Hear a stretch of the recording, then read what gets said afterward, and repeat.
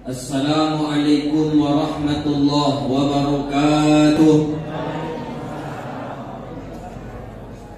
Alhamdulillahil wahidil atiyah, wassalatu wassalamu ala khairil bariyah, sayyidina wa nabiyyina wa habibina Muhammadin ibni Abdillah wa ala alihi wa ashabihi wa man tabi'ahum bi ihsanin ila yaumil qiyamah.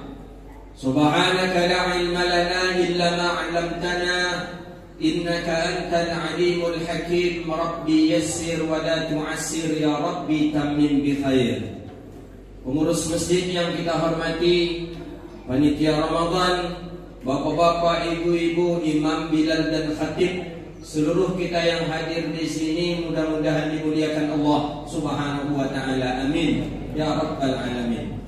Malam ini kita memperingati acara yang bernama Nuzulul Quran. Nuzul bahasa Arab yang diambil dari asal kata nazala, nun zai lam, nazal. Nuzulul Quran. Nuzul artinya turun. Setiap yang turun pasti dari atas ke bawah, namanya nuzul. Karena yang turun itu Quran, maka bernamalah Nuzulul Quran. Kalau yang turun itu karambi, berarti namanya Nuzulul Karambi.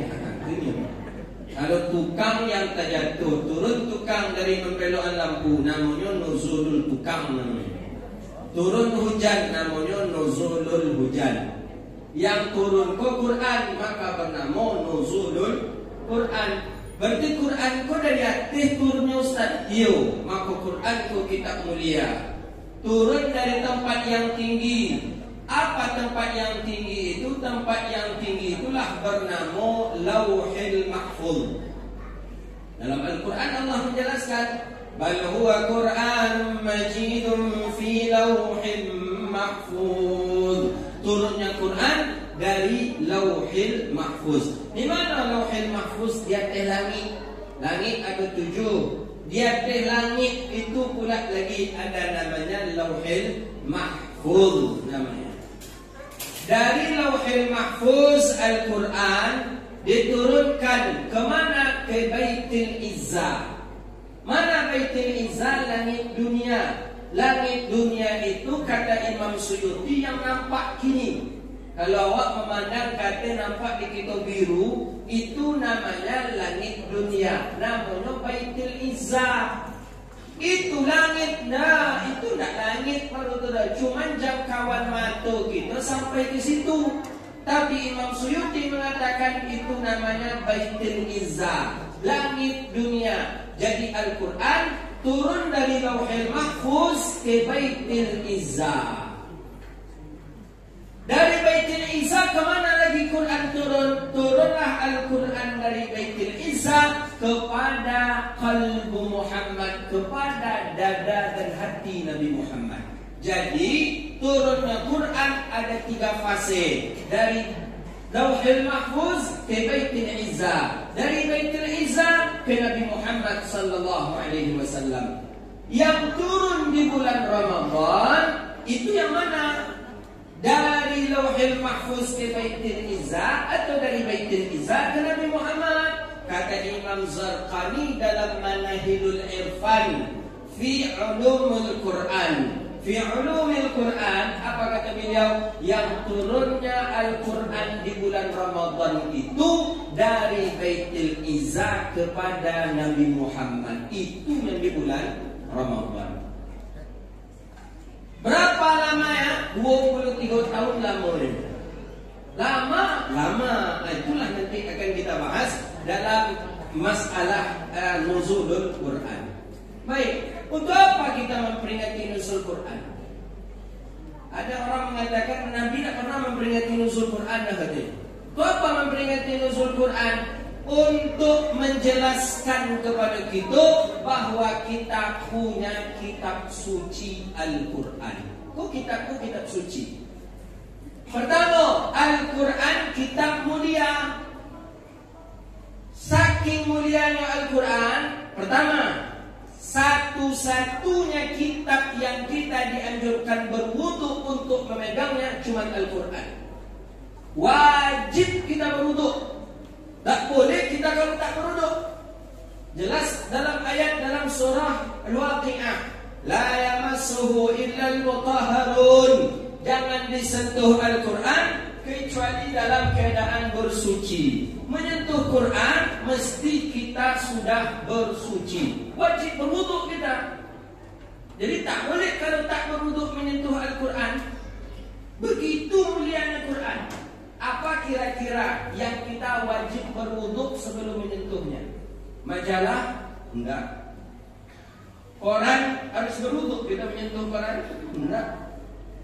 Apa lagi? Kitab hadis, kitab tafsir? Enggak. Menyentuh rumah wuduk tak? Justru hatta wuduk kita.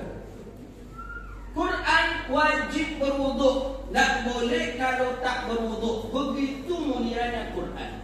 La yamassuhu illa al-mutahharun.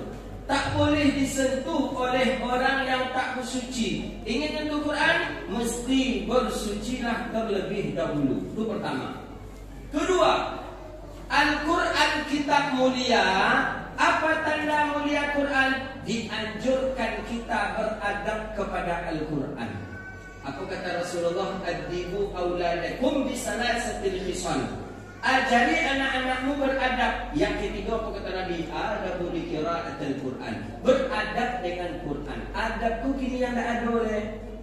Adabku kini yang hilang. Dulu orang tua-tua kita dulu saking beradabnya dengan Quran, Al-Quran tu tak boleh letak di bawah nampak, pakai rehal. Rehal tu apa namanya? Ada rehal, ada namanya gehe bagi namanya. Dia letakkan di atas. Tak ada rehal, pakai bantal. Tak boleh sejajar dengan pinggul Al-Quran. Begitu orang tua-tua kita dulu mengajarkan adab Al-Quran kepada kita. Bukan itu saja, membuka Al-Quran lambai-lambai, betul buka Quran. Tak boleh kasar-kasar. Imam Syafi'i dalam Manaqib Asy-Syafi'i dan Imam Al-Baihaqi, pernah Imam Syafi'i memberhentikan muridnya karena terlampau kasar membuka Quran. Tak boleh. Kalau membuka buku, nak apa? Nak sampai kuyak namanya, nak apa? Tapi kalau membuka Quran, jangan keras-keras. Pelan-pelan kita buka Quran. Jadi pernah suatu ketika depan Imam Syafi'i, murid buka Quran tapi kencang-kencang. Jadi kata Imam Syafi'i, hasib. Dah kata Imam Syafi'i.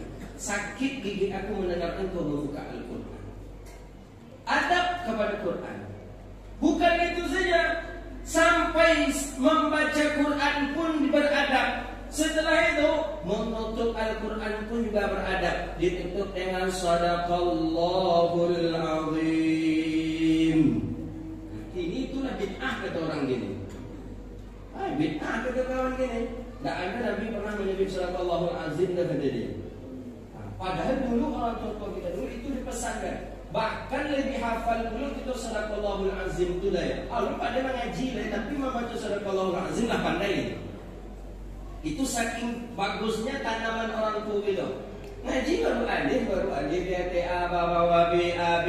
Alif dua dia ta, alif dua di bawah in, alif dua di depan un, an in un. Siap mengaji tu ada Sadaqallahul Azim. Ada pandai baca Quran tapi Sadaqallahul Azim lah pandai. Tanam jiwa, tanam ilmu yang seperti itu yang mantap orang tua kita. Akhirnya anak-anak tak boleh dah menyelam. Baca Sadaqallahul Azim tak boleh. Jadi anak-anak ke sekolah maka tempat sekolah yang salah itu. Jadi pulang anak-anak baca Quran, anak-anak baca Iqra, anak-anak Sadaqallahul Azim yang orang tua. Ya anak, tak boleh kata guru adik lepas di sekolah baca Sadaqallahul Azim. Apa tu? Tak pernah Nabi mengamalkan. Oh iyalah salah buat selama aku berhenti. Ayah salah itu. Bukan. Berapa kalimat yang mulia di dalam Sadaqallahul Azim? Sadaqah telah benar. Allahu menyebut Allah berpahala apa? Dalam hadis Sahih Bukhari disebutkan la taqumus sa'ah, tidak terjadi kiamat hatta yuqalu selagi ada orang menyebut Allah, Allah, Allah di dunia, belum akan terjadi kiamat. Sadaqallah, kalimat Allah. Al-Azim, kalimat mulia azim. Sadaqallahul Azim. Perkara yang bagus. Makanya sahibul hidayatul mustafid fi ahkamit tajwid, beliau mengatakan yustahabbu liman qara'al Qur'an, dianjurkan bagi orang yang setelah membaca Al-Quran dengan membaca Shadaqallahul Azim. Bukan itu saja, diajarkan pula di orang tua waktu sudah membaca Al-Quran dicium Quran. Nah, ini bid'ah dulunya kapan ini? Jadi sodok bid'ahnya berkeji ke nampak alim. Dulu kan macam ni tak? Shadaqallahul Azim, dicium Quran, diletakkan Quran ke paniang, kemudian Quran dipeluk. Adab itu yang tak ada gini lagi. Itu dah gara-gara aku nak bid'ah tadi tu. Tak ada lagi. Kata dia tak ada mencium Quran, tak ada dalil kata dia. Tak boleh, Nabi tak pernah mencium Quran kata. Tapi bila pula Nabi ke mencium Quran, Quran tu bila dibukukan. Quran dibukukan baru di zamannya Sayyidina Abu Bakar. Selesai sempurnanya Quran di zaman Sayyidina Utsman, maka bernamalah Rasam Utsmani. Maka ketika salat tarawih itu bukannya Al-Khalifatus Tsalis yang dibaca, kalau dalam beberapa kitab masyayikh kami mengajarkan di Makkah bukan seperti itu. Jadi yang dibaca Jami'us Suwaril Quran Amirul Mu'minin Sayyiduna Utsman bin Affan radhiyallahu anhu. Begitu. Kalau dia bukan baru, jarang ada yang mendengar itu. Bahkan baru banyaknya Al-Khalifatul Ula, tiba dia yang sani berkata Al-Khalifatus Tsani, tiba dia yang ketiga Al-Khalifatus Tsalis. Enggak, kalau kami di Mekah tak macam tu. Ngaji dengan Abu Syekh Muhammad Alawi Maliki itu beda. Pertama, pasti Abu Bakar. Awalul khalifatu lin nabi ka'ala tahqiq Amirul Mu'minin Sayyiduna Abu Bakar As-Siddiq radhiyallahu anhu. Tiba di Sayyidina Umar, an-natiqu bil haqqi was-shawwab Amirul Mu'minin Sayyiduna Umar bin Al-Khattab radhiyallahu anhu. Tiba di Utsman, Jami'us Suwaril Quran, Jami'us Suwar, orang yang mengumpulkan surah-surah dalam Al-Quran. Amirul Mu'minin Sayyiduna Utsman bin Affan radhiyallahu anhu. Tiba di Ali bin Abi Thalib, tiba di Ali bin Abi Thalib, Al-Imamul Masyariq wal Magharib Amirul Mu'minin Sayyiduna Ali bin Abi Thalib radhiyallahu anhu. Begitu dia. Tadi imam aku, imam dia kunut, imam tarawih, imam puasa subuh, ada apa? Oh, dia nak kunut. Kunut itu di malam yang ke-16 tambah sampai pertama waktu ngaji di bulan Sya'ban kan. Perbedaan nisfu Sya'ban dengan kunut witir. Nisfu Sya'ban di malam yang ke-15 kita baca Yasin. Kalau kunut witir separuh akhir, buka hadis balik. Tengok dalam syarah hadis, separuh akhir itu di malam yang ke-16. Makanya tadi imam itu Rasulullah di Madinah dia mungkin begitu. Karena di Madinah imam itu tadi Al-Fatihahnya macam Huzaifi, Abdurrahman Huzaifi. Al-Fatihahnya. Jadi mungkin Rasul di Madinah. Di Madinah kan tadi malam pertama Imam Maliki bukunut. Jadi mau khusnuzon tadi. Itu di malam pertama gak imam bukunut gak ketemu tadi. Punya tidak baru malam bukunut, mestinya besok baru disunahkan untuk kunut. Nah, malam itu bid'ah itu cocok dulu.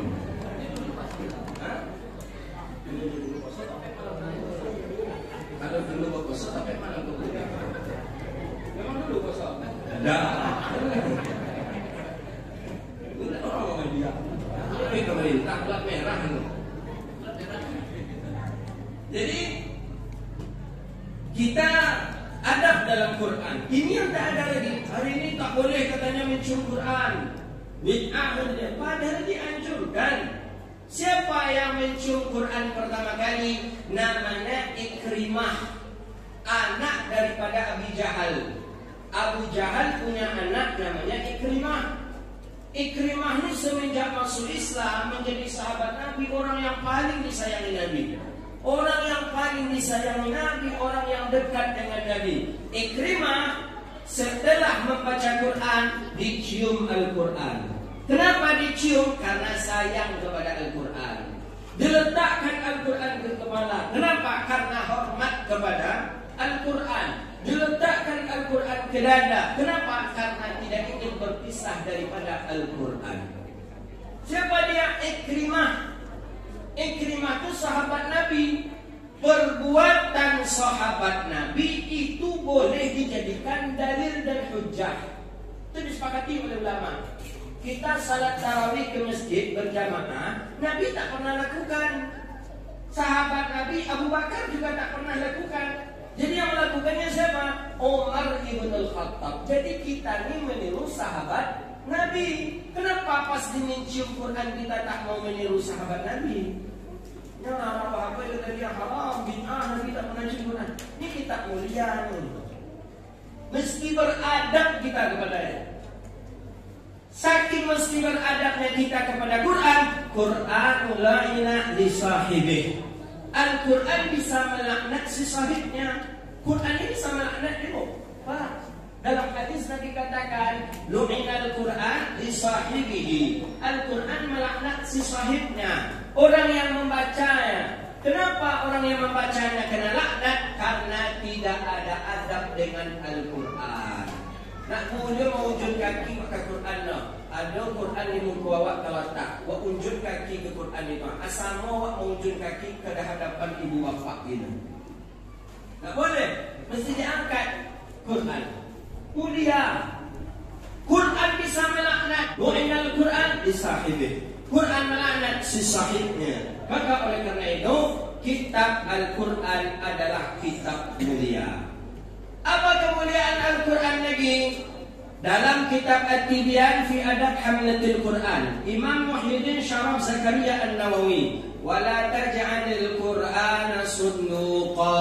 Tak boleh menjadikan Al-Quran sebagai sunduk. Apa sunduk? Tempat simpan. Awak punya PT 5 juta, tapi dia ambil ketuyul dalam simpan. Apa hukumnya? Haram. Tak boleh. Karena tidak ada adab kepada Al-Quran. Kalau kepada buku-buku yang lain, buatlah tak apa-apa. Tapi kepada Quran tak boleh. Wala taj'alul Qur'ana sunduqa. Imam Nawawi yang paling bagus itu dalam kitab At-Tibyan itu banyak menjelaskan. Banyak lagi adab pada Quran. Apa? Dan bahkan kalau kita tidak beradab kepada Quran, bisa membuat kita menjadi murtad. Na'udzubillah. Murtad keluar dari Islam, ya. Syirik akbar, mendapatkan dosa besar. Mana dia? Buka dalam kitab Irsyadul Ibad, Manahijul Imdad, 3 kitabnya. Sulamut Taufiq ila Mahabbatillahi Tahqiq Habib Al-Tahir Ba'alawi. Apa katanya di sana? An taftahal Qur'ana biraitih, bahwa seseorang membuka Al-Quran dengan air liur. Itu bisa menyebabkan kita keluar dari Islam. Buka Quran pakai jeliu. Nak yang merundang lo ni. Nak yang sampai dah buka pinjong le Quran. Kalau main jualan, undang le. Paling jualan. Haram tu. Tak boleh. Sebutkan oleh Imam Tahir Ba'alawi dalam Sulamut Taufiq ini. Bahkan bisa khurujun min millatih. Bahkan bisa kita keluar daripada agama ini. Karena air liur itu perkara yang hina. Hina tak? Hina walaupun yang nak najis tapi hina. Bukti hina ya. Kalau awak orang tersinggung tak awak? Tidak tersinggung, orang mencuba. Meludah kawan, punya kawan. Dia tahu bangan air ludah kawan dari dia angin. Kalau itu tersinggung nanti awak. Tersinggung. Ikut kitab suci Al-Quran. Mengapa pakai air liur kita buka? Oh tujuannya tak ada dosa. Ni apa eloknya Ustaz? Ni elok tapi jangan dari itu dibuka. Pakai nak air yang lain, nak air teh, pakai ambil air teh buka. Nak pakai air mineral buka, jangan pakai air liur. Nah, saking kalau tak beradab dengan Quran bisa menyebabkan kita keluar daripada Islam. Nah, apalagi kemuliaan Quran? Kemuliaan Quran tidak seluruhnya bisa menerima Al-Quran. Ditawar ke gunung, gunung meledak. Tawar ke bumi, bumi meledak. Tawar ke makhluk, bal mauta lillahi amru jami'a. Mati Lau anzalna hadzal Qur'ana ala jabalin la ra'aitahu khashi'an mutasaddian min khasyatillah. Seluruhnya takut, tunduk, tak mampu menerima Al-Quran. Yang mampu menerima Al-Quran adalah umat Nabi Muhammad sallallahu alaihi wasallam. Makanya dalam setiap huruf Al-Quran Allah beri pahala. Jadi nak rugi baca Quran, pahala. Alif Lam Mim. Fala takul alif lam mim harfan, kata Nabi. Jadi sampai alif lam mim itu sehuruf dah. Alif satu, lam satu, mim satu. Satu huruf kata Nabi diberi pahala dengan 10. Kalau 3 dikali 10 berarti 30 pahala. Cuma membaca alif lam mim saja. Bayangkan nak ibadah kalau baca Quran. Bismillahirrahmanirrahim. Alif lam mim. Sadaqallahul azim. Ada jadilah tu. Tapi 30. Jadi apa dia alif lam mim banyak? Banyak tu 30. Kalau dalam Ramadan tu lipat gandakan berarti lah 60 lah banyak. 60 tu seketik barunya. Selangkah keluar dari pintu tu hilang 60 tu langsung. Bismillahirrahmanirrahim. Berapa huruf bismillah? 19 huruf. Bismillahirrahmanirrahim 19 huruf. Dikali 10 190. Kalau 1000 kita membaca Bismillahirrahmanirrahim dalam satu hari, sudah berapa pahala yang Allah catatkan untuk kita? Jadi pahala baca Quran ini paling besar ni Pak. Besar. Maka ada seorang perempuan salihah, dapatnya laki pas pula dapat laki cilako. Laki cilako kerajaannya mabuk berjudi, duduk di kedai, mabuk berjudi, duduk di kedai. Laki itu kerajaannya. Bininya, bini yang salihah. Saking salihahnya bininya, setiap masak baca bismillah. Nak menggosok kain bismillah, nak mencuci kain bismillah, nak menyapu rumah bismillah. Pokoknya bininya kok apapun yang ia kerjakan dengan bismillahirrahmanirrahim. Jadi suatu ketika lakinya nak pergi ke ladang. Nak pergi ke ladang, kecik bininya, abang ke ladang, orang iyo. Dia siapkanlah pagi-paginya, bungkuihan nasi je bismillah, dia siapkan sepatu bot je bismillah, dia bungkuihan bayi je bismillah. Dia lapailah bang, bang hati-hati payo bang, je bismillahirrahmanirrahim, abang melangkah bang. Abang hendak suku mana mau bini baca bismillah tu dah. Dia kau baca-baca je bismillah tu lah, bismillah. Kayak bismillah tu dah bagian. Abang memang lagi menjelak aku, bercakap. Tak pernah semayang. Pergi ke ladang, dendam bini, dendam lakinya ke bini luar biasa. Awaslah bini. Ini kamu ngalajan bininya. Di kerajaan lah bini, dia ada di ladang tu sarang tabuan yang gadang tu dimasukkan ke dalam goni, dibungkus goni tadi dibawa pulang. Kok tabuan isi, kok tawon isi, kok dalam lebah isi, dibawa pulang.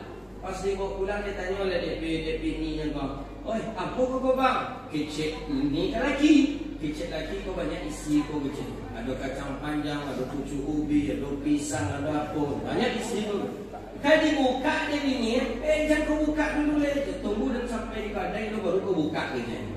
Dia dah datang ke rumah lu baru kau buka gitu. Iyalah bang. Baiklah bang ke kedai dia. Baiklah bang di kedai, baiklah bang duduk di kedai, dibukalah goni tadi dek bini. Dek bininya solehah, segala sesuatu dia bismillah. Dia bukalah dek bini dia bismillahirrahmanirrahim. Rupanya tabuan lebah tadi tu, tahun tadi tu menjadi bongkahan emas. Tu dek gara-gara bismillah. Pulanglah laki dari kedai. Pulang lagi daripada sujud tak bini kau kata ni bang, elok ya abang ni bang. Ni bagi aku abang malam bang. Ya kau dah ni. Elok abang bang. Aku kaji lagi ni pun. Ni tak kaji lagi. Ameh seboni kau meh. Emas bagus. Kok bisa jadi ameh ya macam ni? Tak boleh tak mau atau lagi kalau lok dah bisa ingin pergi ke ladang lagi kau balik. Ingin mencari sarang ataupun apa yang gadang pula lelaki kau. Jadi jangan esok kakak pagi sampai kita alun subuh lagi siapkan bini dengan nasi, dan siapkan air, dan siapkan bismillah. Bismillah dibungkus nasi, bismillah dibungkus air segala macam. Abang elok-elok payah bang dia bismillah abang melangkah bang tak bini salehah. Dia pakai bismillah je kau boleh je nak apa je bismillah tu apa ilah.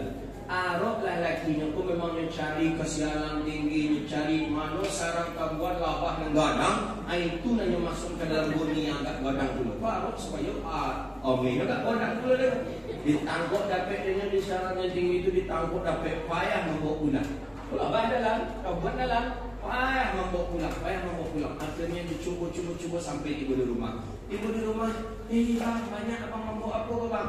Aiko, isinya lebih banyak pula dari batang lagi kecil.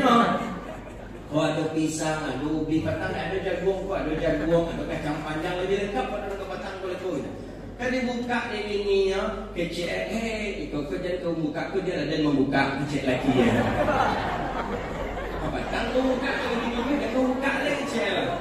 Oh gitu bang, ayo sampai kini kau belum pegang dua pelah belanja ke pasar, dua betul. Ambil tu saya kata pergi dua ke pasar, pelah yang kau je dan kau buka, ayolah. Kunci pintu kau yo, ayolah. Baik dia bang, ayo jelah mulailah abang tadi. Nyo buka goni tadi dia abang, tapi abang tak pandai membaca bismillah no. Tidak berubah menjadi ameh rupanya. Boleh azab bongkak lagi tadi. Malah saya digigit kalau dah azab pas nak pulang, menengok abang lah hampir nak mati lah. Dah bongkak dia apa bang dia apa bang meliku bang kecil abang apa dia kau potang bisa jadi omeh apa dia jadi indah kecil lah. Apa beda kecil? Dia sabi dari bini bang, ambo ketika nak membuka petang membaca bismillahirrahmanirrahim. Kecil abang itu dia tidak pandai tadi kecil abang. Itu hebatnya bismillah. Itu banyak di kitab-kitab seperti Majalis Susania, Fadail Bismillah, banyak itu hadis-hadis atau cerita-cerita hikayat tentang itu. Jadi ibu kalau ingin mendapat ameh sagon, surah bapak mencerita buan. Surah bapak mencerita buan tapi ibu buka cuba lu pakai bismillah, kita lihat apa bagaimana. Kalau dia bagi dua ameh. Tapi kalau bongkar kan gitu. Bismillahirrahmanirrahim. Biar dulu hari itu jawab jangan. Dia bismillah aja lah panjangnya. Dia bismillah aja lah. Karena memang barakah daripada Al-Quran. Nah itulah mulia Quran. Beradab dengan Quran, menyentuhnya mesti dalam keadaan bersuci, membacanya pun Allah beri pahala berlipat ganda. Kedua, Quran turun kenapa harus mesti berangsur-angsur? 23 tahun lama.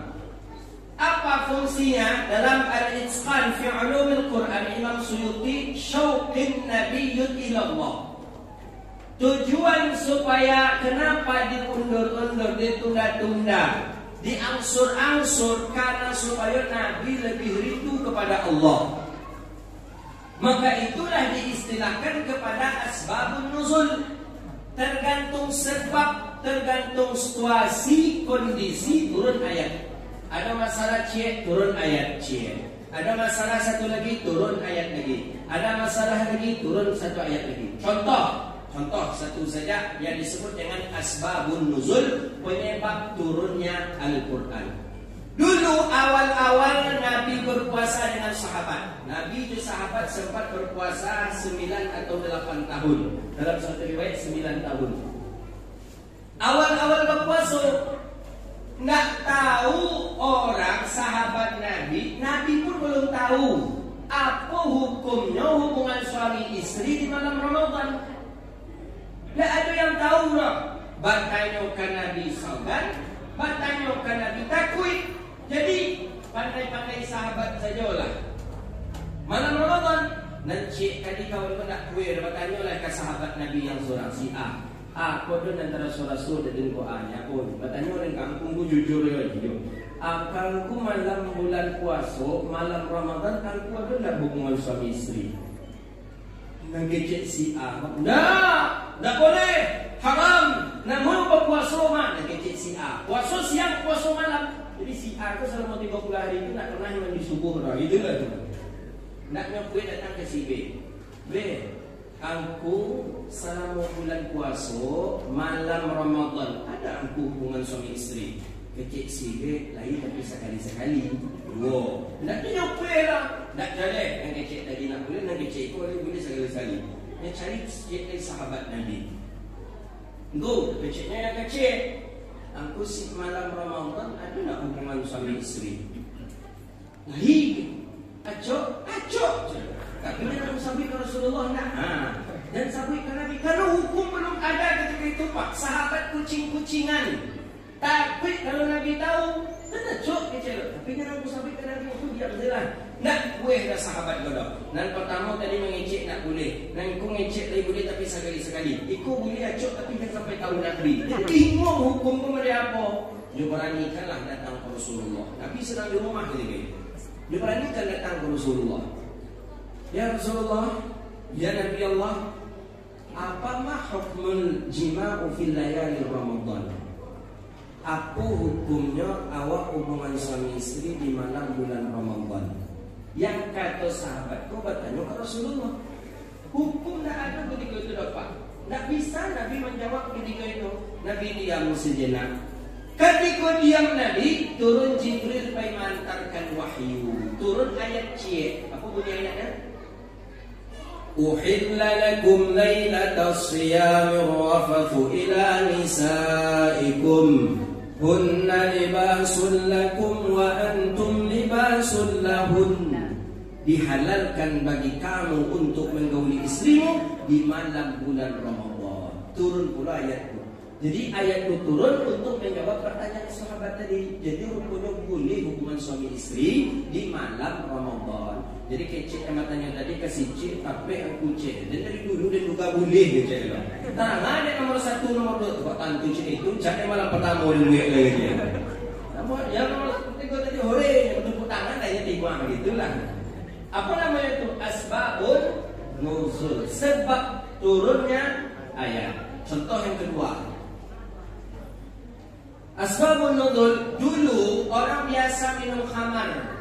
Minum khamar, minum tuak, mabuk-mabukan itu biasa. Kenapa belum ada hukum? Belum ada hukum.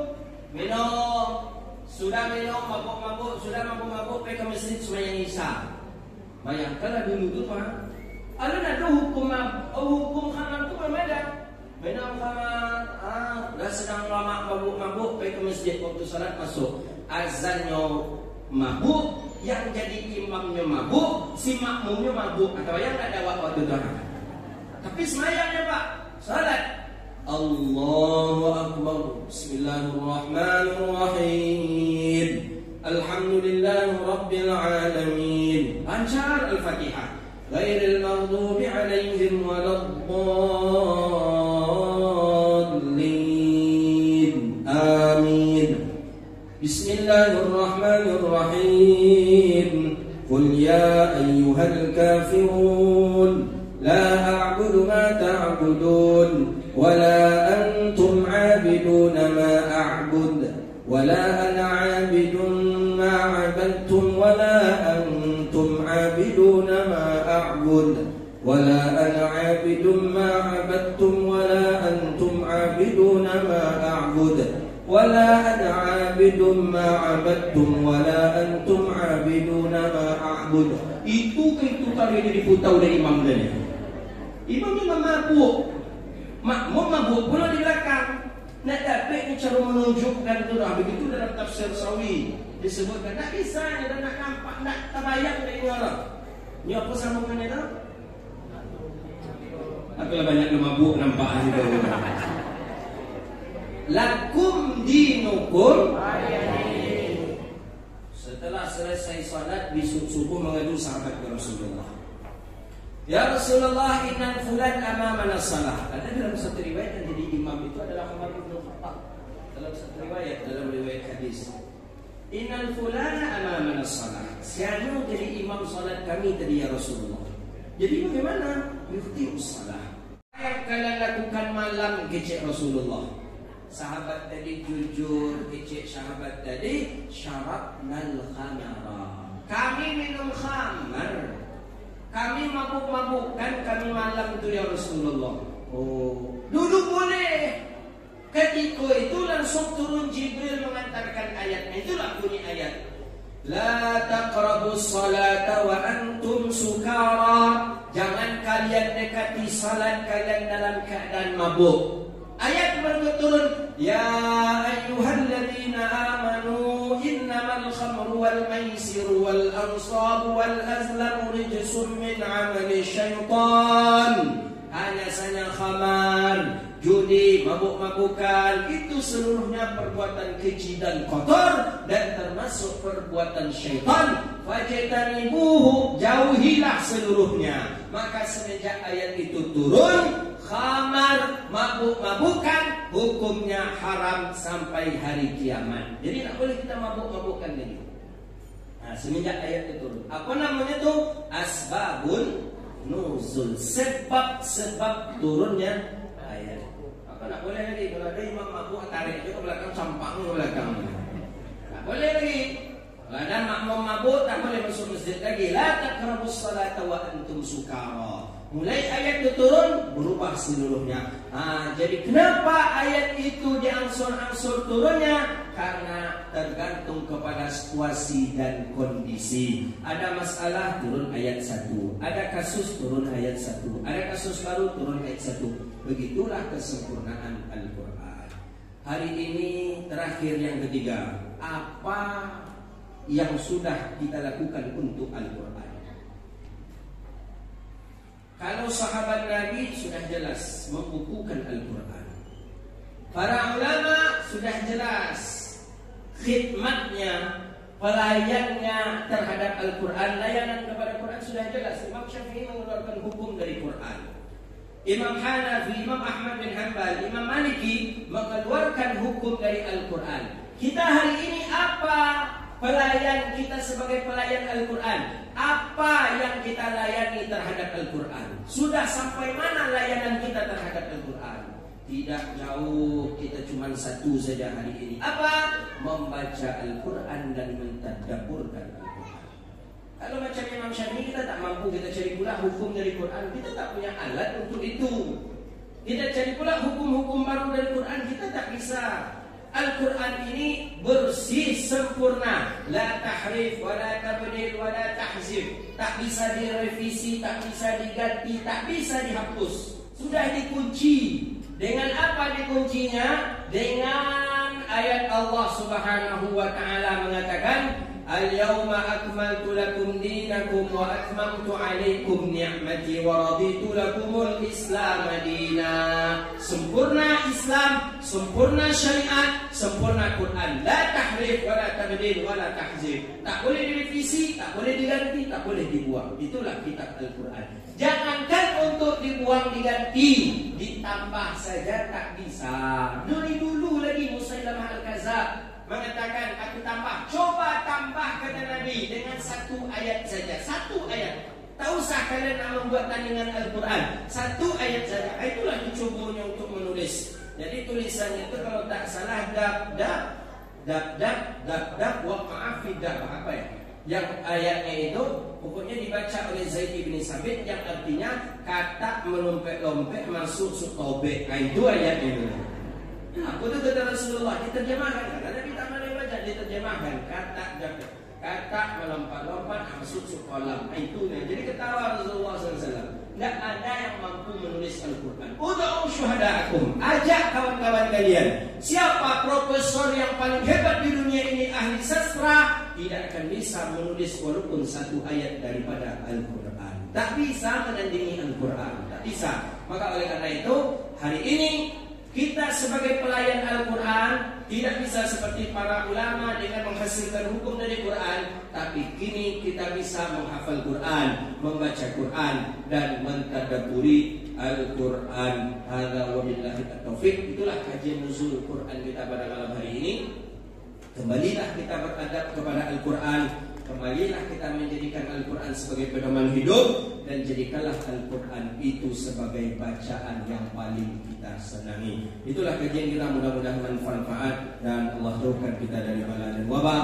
Allah ridai kita, Allah terima segala amal ibadah kita. Amin ya rabbal alamin. Rabbana atina fid dunya hasanah وفي الآخرة حسنة وقنا عذاب النار اللهم فقهنا في الدين وعلمنا التأويل واهدنا إلى صراطك المستقيم ربنا ظلمنا أنفسنا وإن لم تغفر لنا وترحمنا لنكونن من الخاسرين اللهم أرنا الحق حقا وارزقنا اتباعه وأرنا الباطل باطلا وارزقنا اجتنابه اللهم ارحمنا بالقرآن اللهم اشفعنا بالقرآن اللهم اجعل أهل القرآن وخاصته ربنا آتنا في الدنيا حسنة وفي الآخرة حسنة وقنا عذاب النار وصلى الله على سيدنا ومولانا محمد وعلى آله وصحبه أجمعين والحمد لله رب العالمين. Demikian mohon maaf bila taufiq wal hidayah wal ridha wal inayah wassalamu alaikum warahmatullahi wabarakatuh.